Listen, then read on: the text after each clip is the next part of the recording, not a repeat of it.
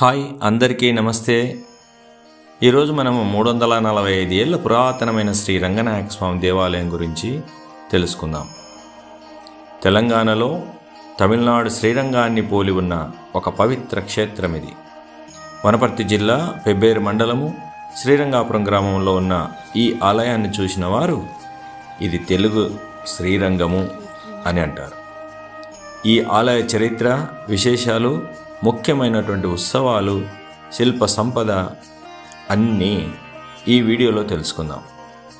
మీరు ఈ ఆలయాన్ని సందర్శించాలనుకుంటే ఈ వీడియోను ఆఖరి వరకు చూడండి. 345 ఏళ్ల చరిత్ర కలిగిన శ్రీ రంగనాయక స్వామి దేవాలయం భక్తుల విశ్వాసానికి ప్రతీక.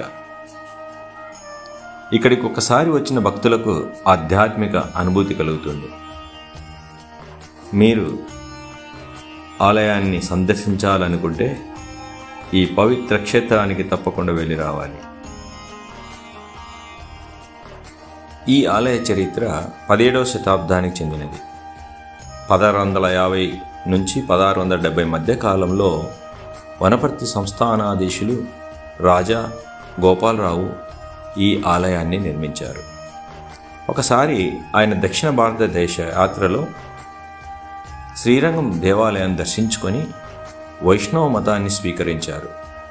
తిరిగి వచ్చిన తర్వాత ఒక రాత్రి కలలో స్వామివారు కనిపించి, నేను కానాయపల్లె గ్రామంలో వల్మీకంలో ఉన్నాను, నన్ను అక్కడి నుంచి తీసుకువచ్చి ప్రతిష్ఠించండి అని అన్నట్లు కథనాలు చెబుతున్నాయి. ఆ కలను నిజమని నమ్మిన రాజు అక్కడ ఒక విగ్రహం లభించడంతో దాన్ని కొరవిపాడు గ్రామానికి తీసుకువచ్చి ఆలయాన్ని నిర్మించారు. అప్పటి నుండి ఈ ప్రాంతానికి శ్రీరంగాపురము అనే పేరు వచ్చిందని స్థల పురాణం చెబుతోంది.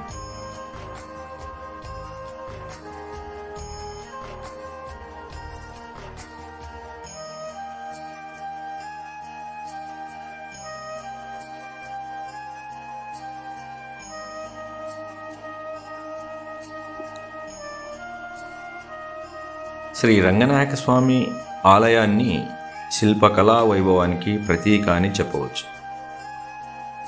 ఈ ఆలయంలో ద్వారపాలక శిల్పాలు ఎంతో నైపుణ్యంతో చెక్కబడ్డాయి. గర్భగుడిలో శేషశయన స్వామిగా విరాజిల్లే శ్రీ రంగనాయకుడు భక్తులను ఆకట్టుకుంటాడు. ఆలయంలో తంజావూర్ పెయింటింగ్స్, పురాతన శాసనాలు నేటికి భద్రంగా ఉన్నాయి. ఈ ఆలయము తమిళనాడులోని శ్రీరంగం దేవాలయాన్ని పోలుండడము విశేషము.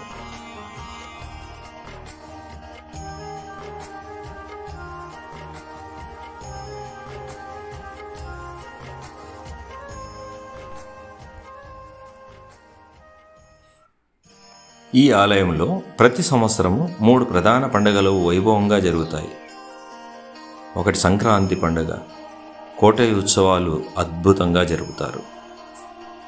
రెండవది పాల్గొన మాస బ్రహ్మోత్సవాలు 15 రోజుల పాటు అంగరంగ వైభవంగా ఎంతో భక్తి శ్రద్ధలతో జరుపుతారు. ఇందులో ఆలయ ఉత్సవాలతో పాటుగా రథోత్సవము ఎంతో కనువిందు చేస్తూ భక్తులను ఆనంద పరవశులను చేస్తుంది.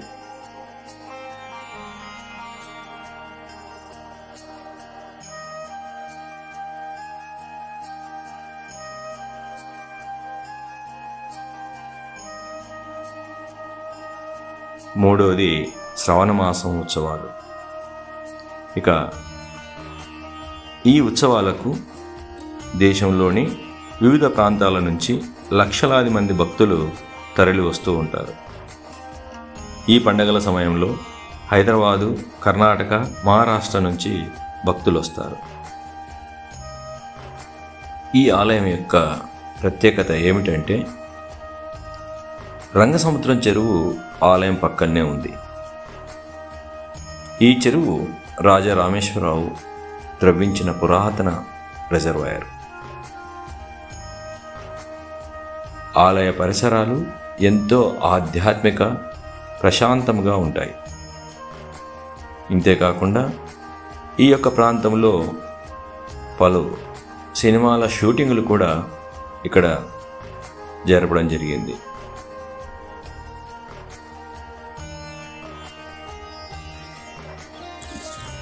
ఇక ఈ ఆలయాన్ని చేరుకోవడానికి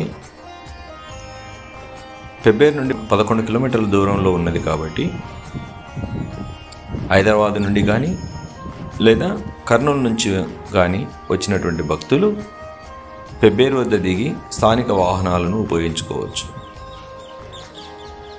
అలాగే వనపర్తి నుంచి వచ్చేటువంటి వారు పెబ్బేరు ప్రధాన రహదారి ద్వారా కంచరాపల్లి గ్రామం చేరుకొని ఆలయాన్ని చేరవచ్చు.